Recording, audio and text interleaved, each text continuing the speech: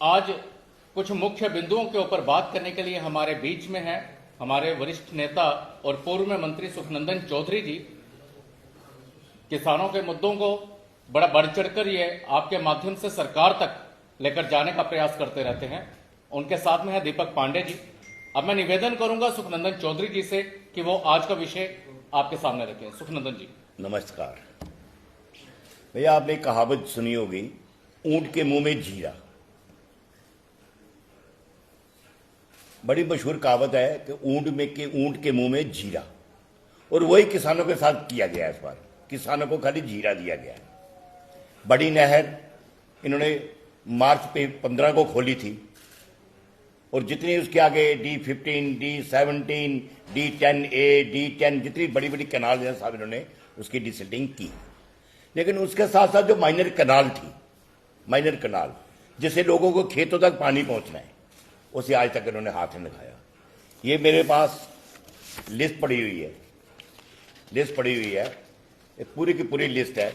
74 minor कनाल है, 74 जो division number 1 की आती है, जिसके अंदर आता है माड़ एंड फलाई। उसके बाद डिवीजन 2 जिसके अंदर आता है आरसपुरा, बिश्ना, आगे वो आता है रामगढ़ वाला एरिया, और यानी डिवीजन नंबर 1 से भी बड़ा डिवीजन है वो, उसकी इससे भी डबल होंगी। फिर उसके बाद आ गया अखनूर डिवीजन। उसके बाद हमने कठुआ, चलो ये मैं जम्मू जिले की बात कर रहा हूं, कठुआ जिला भी इसके साथ है। 3-4 साल से इन्होंने दी थी ये नहरें, माइनर कनाल नरेगा वाले निकालेंगे।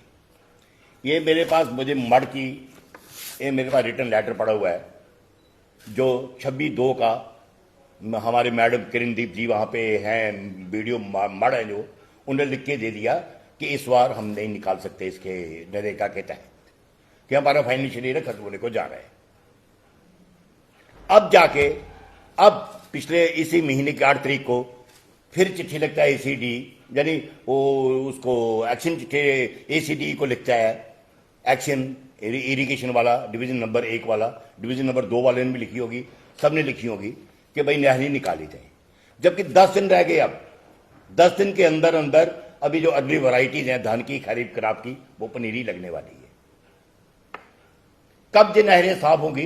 इन्होंने बाही लूट ली, महकमा ने भी, मंत्री जी खुद गए, जावेद राणा जी बड़ी नहर खोलने, रणवीर कनाल खुद जाके उन्होंने नहर का पानी छोड़ा जाके 15 मार्च को।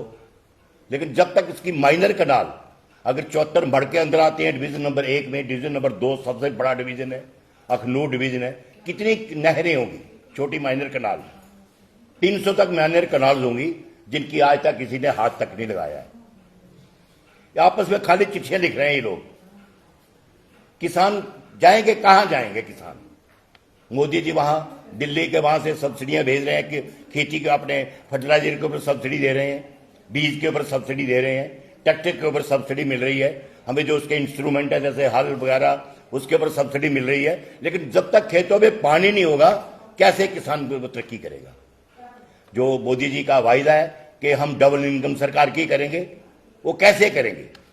ये नेशनल कॉन्फ्रेंस की गवर्नमेंट ये कुछ जम्मू का कोई केला करके राजी नहीं है। और मैं आपके माध्यम से उमर साहब से वो कहना चाहता हूं कि अगर 1-2 दिन के अंदर अंदर नहर निकल गई, लेकिन कहां निकलेंगी? अगर अब उसका फाइन उनको पास पैसा आएगा, उसके टेंडर बने, क्या नाम उसका, वो एग्री बनेगा, अपना एस्टीमेट बनेगा, एस्टीमेट बनने के बाद उसका टेंडर होगा, टेंडर के बाद फिर टेंडर खुलेगा, फिर जाके ठेकेदार को अलॉटमेंट होगी, फिर जाके उसकी नहरें निकलना शुरू होगी। तब तक यानी जो पनीरी, जो धान लगने वाली खरीफ कनाल, वो धान लगना शुरू हो जाएगी। यानी ये जो नारा दे रहे हैं कि हम किसानों के लिए ये कर रहे हैं, वो कर रहे हैं, जम्मू और कश्मीर हमारा बराबर है, लेकिन मुझे नहीं लगता जम्मू के साथ बिल्कुल नाइंसाफी हो रही है, और उसकी जिंदा मिसाल जो आपके सामने है। अभी हाथ तक नहीं गए, रिटर्न प्रूफ है मेरे पास, कोई मैं नहीं कि अपने घर से आपने कोई उठा के लेके आए हो, रिटर्न ये सिग्नेचर हुए हैं, ACD की तरफ से चिट्ठी गई हुई है, जो BDO की तरफ से चिट्ठियां लिखी गई हैं, ये सारे रिकॉर्ड।